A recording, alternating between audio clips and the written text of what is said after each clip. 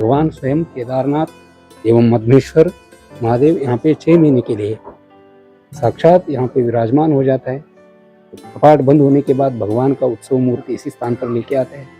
तो आने के बाद 6 महीने तक यहाँ निरंतर महाभिषेक, पूजा, संध्या आरती, शयन आरती, जैसे केदारनाथ में महादेव का पूजा संपन्न होता है तो इस स्थान पे भी वही कंटिन्यू महादेव का यहाँ पूजा संपन्न हो जाता है। नमस्कार दोस्तों, मैं हूं कमल कौशिक। दोस्तों, स्वागत है आप सभी का आज फिर से नई वीडियो में। आज मैं खड़ा हूं ओमकारेश्वर मंदिर के सामने, जो कि उत्तराखंड राज्य के रुद्रप्रयाग जिले में उखीमठ नामक गांव में मंदिर है। यह वही मंदिर है जिस मंदिर में भगवान केदारनाथ, भगवान मधमहेश्वर की शीतकालीन पूजा की जाती है। और जब वहां से कपाट बंद होने के बाद उन दोनों गद्दियों को यहाँ पर विराजमान करके, यहाँ पर पूजा पाठ करके लोगों के दर्शन के लिए खोला जाता है। तो आज मैं मंदिर के अंदर ले जाकर आपको दर्शन कराने वाला हूँ और इस मंदिर के बारे में सारी आपको जानकारी देने वाला हूँ। तो दोस्तों, वीडियो में लास्ट तक बने रहिएगा। जो लोग चैनल पर नए हैं, कृपया करके चैनल को सब्सक्राइब करिए, बेल आइकन का बटन प्रेस कीजिए और ज्यादा से ज्यादा शेयर कीजिए। तो दोस्तों, भोले बाबा का नारा लगाते हुए हम बढ़ते हैं मंदिर की तरफ को। बोलो हर हर महादेव।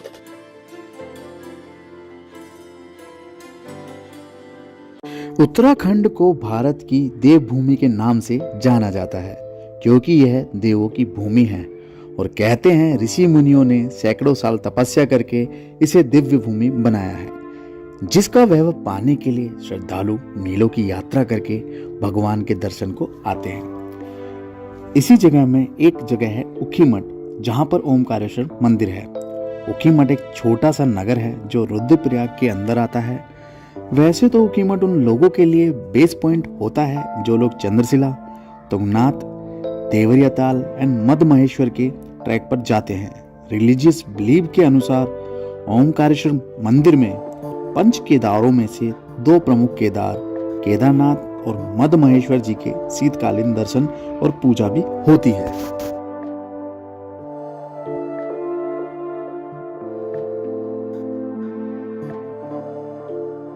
बात करते हैं ओमकारेश्वर मंदिर कैसे पहुंचा जा सकता है। सबसे पहले आप सभी लोगों को ऋषिकेश पहुंचना पड़ेगा। ऋषिकेश के बाद आपको श्रीनगर तक के लिए शेयरिंग कैब या फिर बस मिल जाएगी एंड श्रीनगर के बाद आपको उखीमठ तक के लिए शेयरिंग कैब इजीली मिल जाती है। एंड जो उखीमठ है वहां से यहाँ की मंदिर तक की दूरी लगभग 400 से 500 मीटर की है, तो यहाँ पर पहुंचना बहुत ही इजी है। यह जो ओमकारेश्वर मंदिर है यह द्वापर युग के काल का है। यह मंदिर लगभग 5,500 साल पुराना है।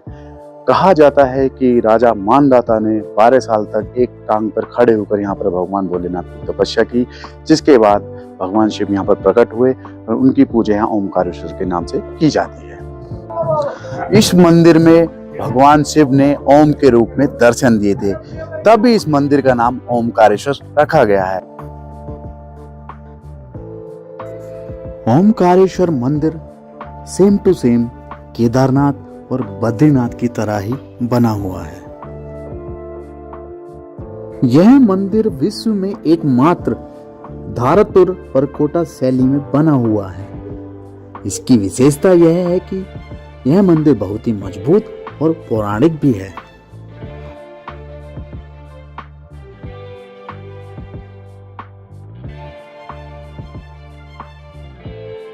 पंच केदारों की दिव्य मूर्ति यहाँ स्थापित होने के कारण इसको पंचगद्दी स्थल के नाम से भी जाना जाता है। जो लोग यहाँ पर दर्शन के लिए आते हैं उनको यहाँ पर ओमकारेश्वर के दर्शन के साथ में 5 केदार की मूर्तियों के दर्शन भी हो जाते हैं।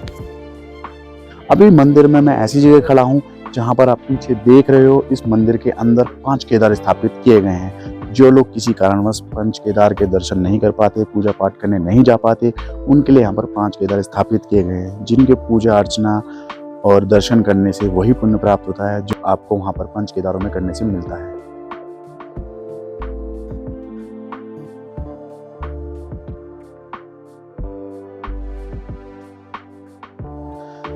दोस्तों, अभी मैं मंदिर के एक उस जगह पर खड़ा हूँ जहाँ पर भगवान श्री कृष्ण के पुत्र अनिरुद्ध और वाणासुर की पुत्री उषा दोनों का विवाह हुआ था। यहाँ की सारी जानकारी यहाँ हमारे जो पंडित जी है मौजूद, ईश्वरा लिंग, ये इस चीज को अच्छे से बताएंगे। तो पुजारी जी आपको नमस्कार। जी नमस्कार। तो आप हमारे चैनल के माध्यम से बताएंगे कि क्या क्या यहाँ का जो पौराणिक महत्व है इस मंडप का और मंदिर का। तो ये इस मंदिर का महत्व ये है, भगवान ने श्री राजा मानदाता जी को यहाँ पे ओमकार रूप में महादेव ने स्वयं साक्षात दर्शन दिया था। राजा मानदाता जी ने उन्होंने कई सालों तक उन्होंने एक पांव से खड़े होकर कठिन तपस्या यहाँ पे किया था।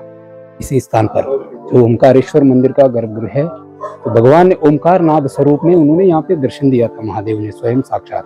तो उनका जो भगवान को उनको भक्ति देख के राजा मानदाता जी को दर्शन दिया। वही क्षेत्र है ओमकारेश्वर महादेव और ओमकार रूप में यहाँ पे विराजमान है और शिवलिंग है।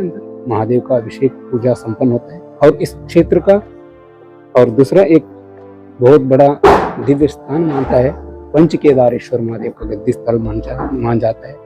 इसलिए कि भगवान स्वयं केदारनाथ एवं मधनेश्वर महादेव यहाँ पे 6 महीने के लिए साक्षात यहाँ पे विराजमान हो जाता है। कपाट बंद होने के बाद भगवान का उत्सव मूर्ति इसी स्थान पर लेके आता है।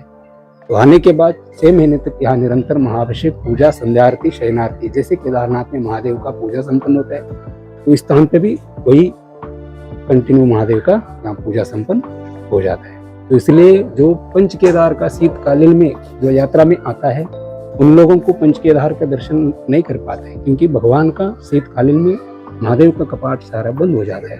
तो इसलिए कि वहाँ महादेव का भी पूजा संपन्न होते रहते हैं।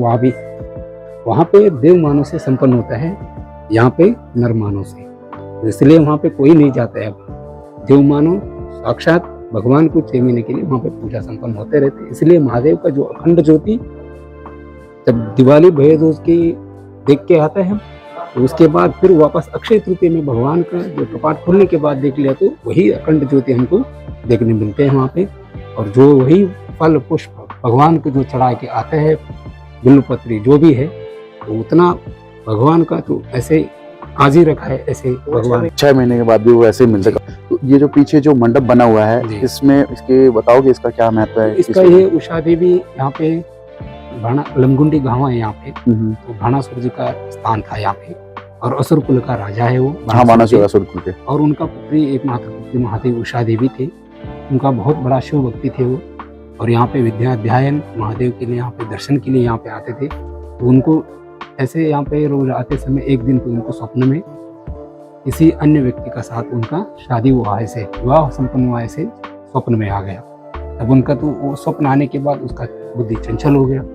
महादेव का पूजा भी ध्यान भी करने में उसको चंचल होने लग गया। अब उन्होंने अपना जो नहीं रहते हैं उनका फ्रेंड कहते हैं ना लेखा, तो उनको सब सारे अपना स्वप्न का बारे में कह रहे थे। तो वो चित्रलेखा ने सारे मायाविद वो भी जानता है, उषा देवी भी जानता है, तो इसलिए माया रूप में उनका वर्णन करने के बाद उसका चेहरा उन्होंने चित्रलेखा ने एक इसमें पत्र में लिख के देते हैं।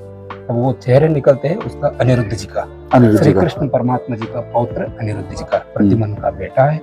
तो उनका चित्र निकालने के बाद वो भगवान का वो स्वयं देव मानव का है, कुल का है, ये तो असुर कुल का है। तब विवाह संपन्न नहीं होगा बोल के तब उन्होंने बहुत बार उनको भगवान को मनाने के लिए कोशिश करते हैं। तब अनिरुद्ध को तब अपना स्थान पे उन्होंने सोते समय वो स्वयं ये चित्रलेखा और उषा देवी ने माया रूप में उनको अपने स्थान पर लेके आके कई सालों तक उनका अपना पास रख के तब उन दोनों को विवाह होने के लिए वो अपना साथ में रख दिया। तब वो अनिरुद्ध जी भी इनका भक्ति और महादेव का जो वो सब जो उन्होंने वेद पाठ जो भी करता था, तो उसको देख के मोहित हो गया उषा देवी की। तब बाद में इसी स्थान पर जो उकी मठ कहते हैं हम आज का, और पुराना उषा मठ से नाम जानते हैं, इसी दिव्य स्थान पे वहाँ पे अंदर विवाह संपन्न हुआ उनका। तब से उषा नाम से इस गांव का नाम प्रसिद्ध हो गया। और यहाँ पे जो उस समय का आनंदलिंग रावल जी था, जो कर्नाटक से है, वो उनके रावल जी, और आज का 324वां रावल जी है, वो भी कर्नाटक से है। तो ये पीढ़ी चलते आ रहे हैं उस समय से। जितने भी जो आप बता रहे हो पंडित जी, जो भी रावत जी, वो सारे कर्नाटक साउथ से ही आते हैं। जो इनका जो शुद्ध वीरशैव जंगम हिरेमठ वंशज, वही लोग यहाँ पे पूजा संपन्न करता है। गर्भगृह रावल पुजारियों को पुजारी बोलते हैं, और रावल बोले तो हमारा गुरु होता है। अच्छा, गुरु जो रावल जो होते हैं आपके, वो रावल मानते हैं कर्नाटक में उसको जगत गुरु मानता है। जगत गुरु। यहाँ का लोग उसका बुलंद केदारनाथ महादेव अच्छा, नाम बुलंद से का। जाना जाता है, क्योंकि महादेव का स्वरूप है वो जो भगवान का 6 महीने के लिए स्वर्ण किरीट भगवान को ऊपर रख के हम पूजा जो करता है अलंकार में, आप देखा होगा महादेव का केदारनाथ में, तो वही स्वर्ण किरीट 6 महीने के लिए जो स्वयं रावल जी का मुकुट पर विराजमान हो जाता है, तब उन्होंने उसी मुकुट से दक्षिण भारत में सभी लोगों को, भक्तों को दर्शन के लिए निकल जाते आप सबको दर्शन दीजिए। तो अभी हमारे जो पंडित जी हैं ईश्वरलिंग जी, इन्होंने यहाँ के इतिहास के बारे में, पौराणिक महत्व के बारे में सारी चीजें बातें बता दी हैं। और अभी हम यहाँ पर एक बार भगवान भोलेनाथ का नारा लगाएंगे और आगे की जानकारी आपको देते रहेंगे।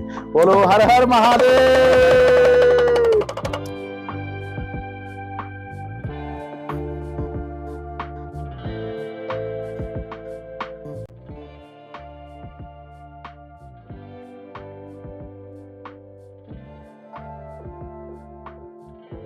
माने जाते हैं साउथ, हम्म। ठीक है। ये हो गए और ये भगवान की गद्दी है हमारी गोपाल की केदारनाथ की, और दिन होता है यहाँ पे बैठ के, अब वहाँ से यहाँ पे बैठ के दिन होता है, अब आके जाएगी कितने दिन लगेंगे। अच्छा अच्छा, यहाँ कब खुलेगी? हाँ, चर्चा होती है, जैसे सभा लगती थी राजाओं की, ऐसे सभा होती ऐसा यहाँ पे विवाह मंडप है, सब आने से इधर देखो आप। आगे की तरफ। ये कभी का बना हुआ है? ये द्वापर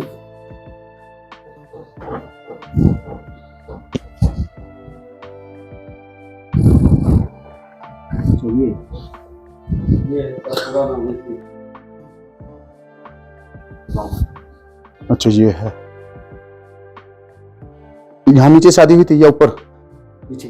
अच्छा,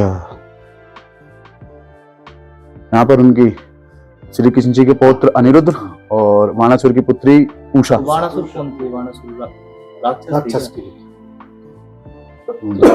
राक्षस की बेटी से शादी की। राक्षस वाणासुर की पुत्री। पुत्री पुत्री वो उषा।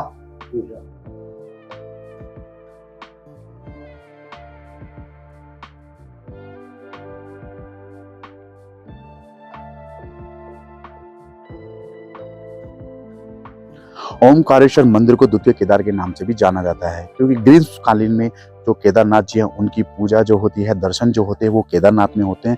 एंड देन उसके बाद में जब सर्दी होती है तो सर्दियों में 6 महीने के लिए केदारनाथ जो बाबा हैं उनकी गद्दी यहाँ पर साक्षात विराजमान होती है। जो पुण्य लोगों को केदारनाथ में जाके दर्शन करने से मिलता है, वो पुण्य लोगों को यहाँ पर आकर ओमकारेश्वर मंदिर करने से भी मिल जाता है। देव डोली की परंपरा उत्तराखंड की संस्कृति का एक अहम हिस्सा है, जो आस्था और विश्वास के साथ सदियों से यहाँ के समाज को आपस में जोड़े हुए हैं। यहाँ के मंदिरों में देव डोलियों का आगमन तो लगा रहता है, परंतु बहुत ही किस्मत वाले होते हैं वो लोग जिनको देव डोली के साक्षात दर्शन हो पाते हैं। ओमकारेश्वर मंदिर के बारे में हम आपको पूरी जानकारी दे चुके हैं, यहाँ के पौराणिक महत्व के बारे में भी हम आपको बता चुके हैं। तो दोस्तों, वीडियो में लास्ट तक बने रहने के लिए बहुत बहुत धन्यवाद। आपको वीडियो कैसी लगी कमेंट में जरूर बताएं, साथ में चैनल को सब्सक्राइब करना ना भूलें। दोस्तों बहुत ही जल्दी मिलते हैं एक नई वीडियो के साथ में।